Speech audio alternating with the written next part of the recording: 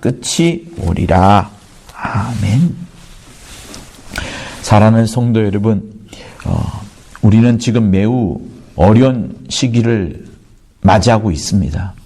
교회 사태로 인하여서 또 힘들 뿐만 아니라 코로나19 때문에 함께 모이지 못하는 이런 국가적인 또 재난이 우리 신앙생활에도 깊이 결부되어 있다는 것을 우리는 절감하고 있는 이때입니다.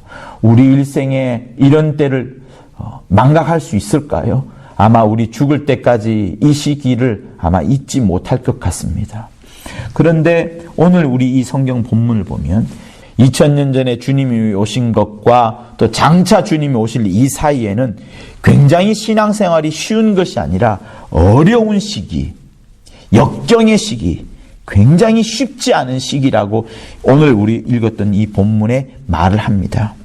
오히려 이 성경 본문을 시작할 때 4절에서 말하기를 사람의 미혹을 받지 않도록 하라 라고 말씀을 하시면서 지금 우리 이때가 미혹을 받는 이때, 신앙에 있어서 많은 위협을 받는 때라고 성경은 미리 이야기를 하고 계십니다.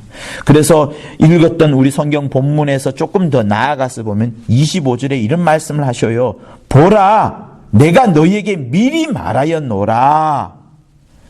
여러분, 주님은 중요한 일들을, 어려운 일들을, 또 반드시 강조하는 일들은 미리 약속을 하십니다. 모든 것을 주님은 먼저 약속을 던지시고 역사를 하셨어요. 그리고 그 던지신 모든 말씀들은 다 지금까지 이루어졌고 단 몇 가지만 이루어지지 않는 것이 있는데 그것이 바로 주님이 다시 오신다는 그 약속만 남은 겁니다. 그래서 우리는 이 성경 본문을 보면서 다시 한번 우리의 신앙생활을 다잡아 봐야 되고요. 주님이 오실 것이니까 미리 약속하신 것, 미리 경고하신 부분들을 잘 새겨두어서 우리는 실수에 빠지지 않도록 다시 한번 말씀 속으로 들어가고 말씀 속으로 들어가야 되는 것이 필요합니다. 그래서 이 본문은 미혹받지 마라 라고 말하고 몇 가지 것들을 하나님께서 지적을 해 주셔요. 장차 주님이 오시기 전에 전쟁도 일어날 것이고 기근과 지진 여러 무서운 일들이 세상 곳곳에서 벌어질 것이다.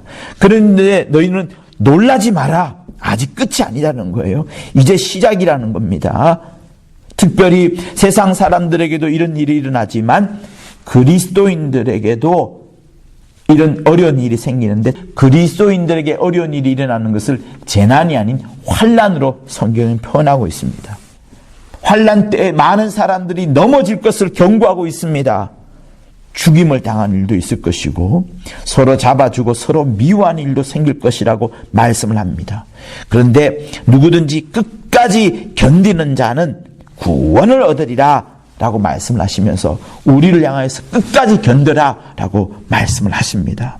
그리고 또 어떤 사람들이 일어나요? 거짓 선지자가 많이 일어나서 믿는 사람들을 많이 미혹해 할 것이다 라고 말씀을 합니다. 여러분, 우리 가운데 얼마나 많은 거짓 선지자들이 있습니까? 한국 사회를 흔들고 있었던 것이 지금의 현실 아니겠습니까? 성경대로 이루어져 가고 있습니다. 그래서 그때에 사람이 너희에게 말하되 보라 그리스도가 여기 있다 혹은 저기 있다 해도 너희는 믿지 말라라고 하나님께서 미리 경고하십니다. 자, 그리고 또 한 번 강조하고 싶은 것은 무엇인가 하면 많은 사람들의 사랑이 식어지는 때가 또 이때라고 말씀을 합니다. 주님이 오시기 전까지 불법이 성행할 것인데 많은 사람의 사랑이 식어지리라 라고 12절에서 말씀합니다. 성도 여러분, 우리에게서 사랑이 식어진다는 것, 지금은 복음의 시대예요. 율법의 시대가 아닙니다. 복음의 시대이기 때문에 더 사랑이 충만해야 되는데 신약 성경에 나오는 내용을 갖고서라도 이것을 사랑이 없이 전하게 되면 남을 정죄하고 비판하고 비난하고 남을 깎아내리는 의도로 이 신약 성경을 쓴다 그러면 이건 역시는 율법보다 더 무서운 것이 될 수도 있습니다. 무엇이라 할지라도 내 손에 아무리 좋은 것이 있다 할지라도 그것이 사랑으로 드러나지 않는 것, 하나님의 영광을 드러내려고 하지 않는 것이라면 그것은 내 앞에 있는 사람을 죽이는 것밖에 되지 않습니다. 그래서 그런 때가 온다는 것을 미리 말씀하고 있어요. 많은 사람의 사랑이 식어지리라.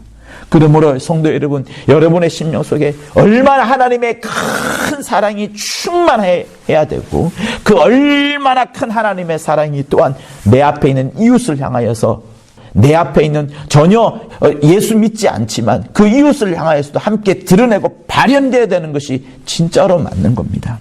성도 여러분, 제가 오늘 여러분들에게 정말 강조하고 싶은 것은 바로 이겁니다. 마지막 때에 핍박도 일어날 것이고 모든 사람들이 어려운 지경에 빠질 것인데, 우리가 읽었던 이 본문에서 마지막 부분에 하나님께서 원하시는 말씀이 들어가 있어요. 이 천국 복음이 모든 민족에게 증거되기 위하여 온 세상에 전파되리니 그제야 끝이 오리라. 세상 끝날을 누구나 다 기다리고 있습니다. 그러나 그 끝은 언제냐? 온 세상에 복음이 다 전파되었을 때 끝이라는 거예요. 그러면 주님의 모든 기준은 어디에 맞춰져 있냐면, 어쨌든 복음이 전파되어지는 그것, 천국 복음이 모든 민족에게 증거되어지는 그것을 항상 주님은 생각하고 계십니다. 그러므로 지금도 우리에게 말씀하시는 거예요. 너희들은 가서 모든 민족에게, 주변에 있는 사람들에게 천국 복음을 마음껏 증거하라. 천국 복음을 마음껏 증거하라. 라고 말씀을 하시고 계십니다. 그러므로 성도 여러분, 우리는 코로나19를 맞이하고 있어요. 이때 우리 크리스찬들은 어떤 일을 생각해야 될까요? 이런 일들이 이상하다고 생각할 필요가 없습니다. 말세 때에는 이보다 더한 일도 생기게 될 겁니다. 그러나 주께서는 무엇을 말씀하세요? 환난의 때, 미혹의 때, 많은 사람들의 사랑이 식어질 그때에도 너희들이 해야 될 것은 모든 민족에게 증거하는 것, 온 세상에 천국 복음을 전하는 것이라 하였습니다. 그러므로 성도 여러분, 이 코로나 사태가 끝날 때까지, 진정될 때까지 더 힘써서 천국 복음을 전할 때에 여러분 안에서 하나님의 기뻐하시는 일이 드러나게 됩니다. 내가 배부르고 내 옆집 사람도 배부르고 아무 일이 일어나지 않을 때는 내가 복음을 전할 때 별 일이 생기지 않을 겁니다. 그러나 정말 움직이기 힘들고 모두가 힘든 이때에, 이 어려운 때에 우리가 받은 하나님의 사랑을 복음 전도를 위하여서 쓴다면, 내 옆집에 있는 사람을 사랑하고 더 아껴주고 복음을 제대로 전달하기 위한 어떤 무대가 될 수도 있지 않겠습니까? 그래서 성도 여러분, 우리는 오히려 이때에 내 이웃을 찾아가서 가장 어려울 때 사랑을 전할 수 있는 그런 여러 가지 것들을 해줄 수 있으면 하는 것이 저의 간절한 바람입니다. 성도 여러분, 그래서 여러분의 집안에서 무료하다고 생각하면서 쉬지 마시고 한번 생각해 보세요. 어떻게 하는 것이 믿지 않는 이 사람을 도와주는 것이냐, 정말로 도와주는 것이냐. 우리의 사랑의 손길, 우리의 전도의 손길들이 이들에게 필요합니다. 가장 어려울 때 큰 사랑을 안고 달려갈 때에 저들이 마음을 나중에 열게 될 것이고요. 그때에 복음이 진짜로 들어가게 되면 그가 주님 앞에 무릎 꿇는 놀라운 역사가 생겨지는 겁니다. 어려울 때의 사랑은 장차 우리가 복음을 전할 때에 최고로 그 사람을 변화시키고 또 하나님께 무릎 꿇게 하는 귀한 시간들이 되어질 겁니다. 그러므로 이 코로나19가 끝날 때까지 오히려 우리 심령 속에 더 많은 사랑으로 그들을 찾아가고 그들에게 주의 복된 소식을 전달하여 주고 끝까지 사랑하여 주는, 남들이 사랑하지 않을 때 더 사랑하여 주는 귀한 우리 금천 성도들 되실 것을 예수 이름으로 부탁을 드립니다. 할렐루야.